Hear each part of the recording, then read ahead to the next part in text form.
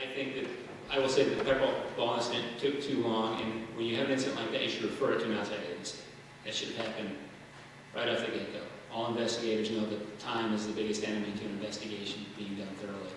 And as to the other incident, or to programs, I would say that studies have shown, I know our sister county, Elkhart County, spent tens of thousands of dollars to do just such a study.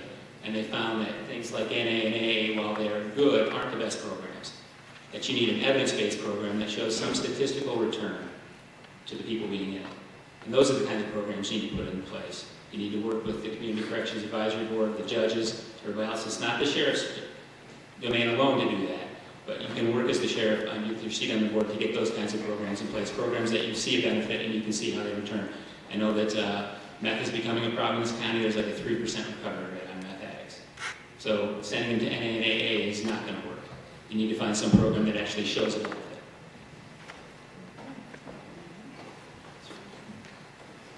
I've already put my position on the pepperball. I totally reject it. It's fabrication. Less than a week after it occurred, I knew what happened.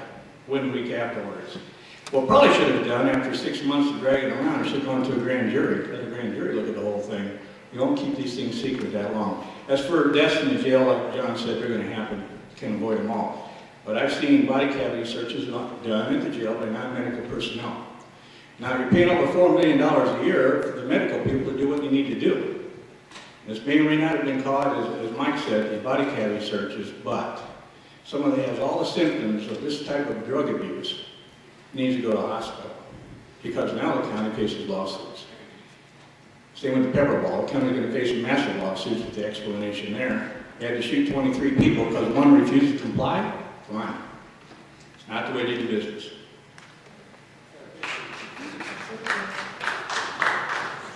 One of the reasons, I'm gonna inform you folks, anybody that doesn't know, this pepperball thing is getting way out of line, okay? The pepperball incident started as a drug investigation. That's how it all started. And I'm talking about an inmate brings 19 rocks of crack cocaine to us and says, here's what's coming in your jail. We had to start an investigation, which we did. Okay? That's why it took long. We were trying to get an investigation going. Went to several different agencies within our jurisdiction here to try to get some help, and we really couldn't get the help we needed on that. Okay? That's why that took so long. 23 people were not shot with a pepperball gun. One person was shot with a pepperball gun. To my knowledge today, there has been no lawsuits filed as far as the pepperball incident was done. Okay? One person failed to comply. Was told when they came out, they were told to lay down on their stomach. This person refused, and he was either shot point blank range. If anybody doesn't know what a pepperball gun is, it's like a paintball gun. He was shot a couple times in the thigh and once in the side here. We had medical staff with us when we did this whole thing. When they were brought us out, we had 2 nurses right there. They were all checked afterwards. Every one of those inmates were interviewed afterwards, and a lot of them thought it was a joke. So, thank you. Gentlemen, I would like to thank you all for stepping to the plate. I hope you guys know what you're getting yourself into.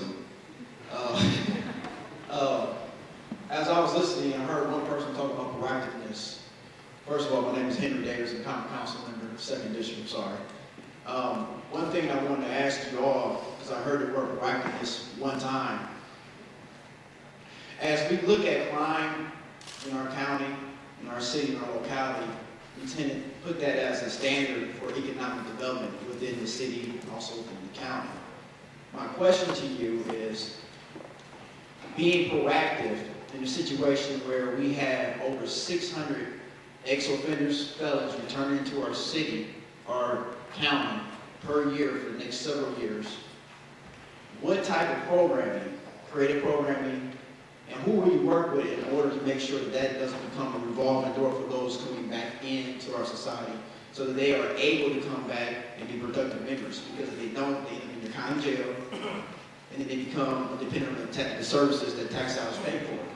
So, whereas we're going to be fighting crime, we also need to be aware of what we can do in a proactive measure to stop crime.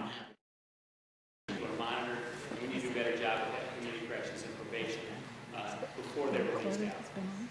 You can do those programs, none of the kind of programming here. probably sees it more than anybody else, and it is bad for you. You're kind of a concurrent jurisdiction, so the county doesn't get in there, but that's the kind of programs you can put in place, programs before they're released, so that they can release them. I say let's keep people from being offenders in the first place. For over almost a decade, when I was working on the department, now retired, I believed in officer-friendly, drugs and decision programs, Operation Play. Charlie Farrell and myself, we started the SUDS program to keep people out of alcohol problems when it was early. That's the key. J. Edgar Hoover once said, crime prevention is learned in the high chair, not the electric chair. And I believe proactive is to start with them as soon as possible, even put an officer at the crossing guard so when they go to school in the morning, they see a policeman to talk to them. That's the real answer. Keep people out of jail.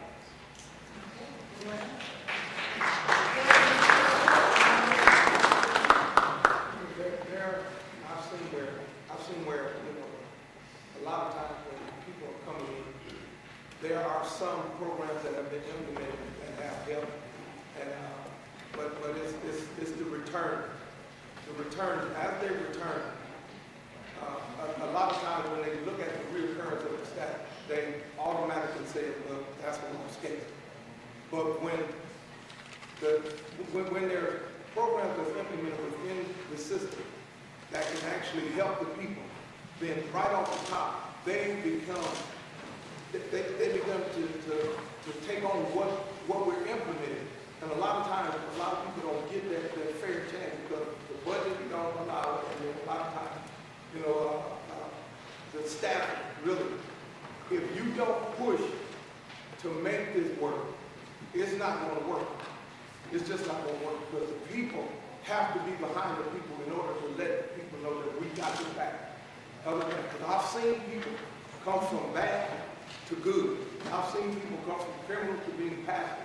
I've seen this hands-on, but it took us being persistent in working with them in the program that are implemented already and the ones that can't be implemented.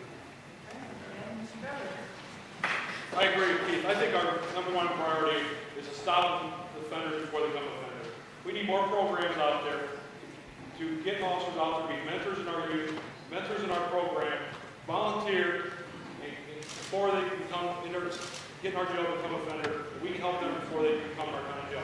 Once they're in our jail, then we can get our previous programs we've got, added more programs, so these people here know that we're standing behind them. So when they do go to prisons, that they've already seen the light before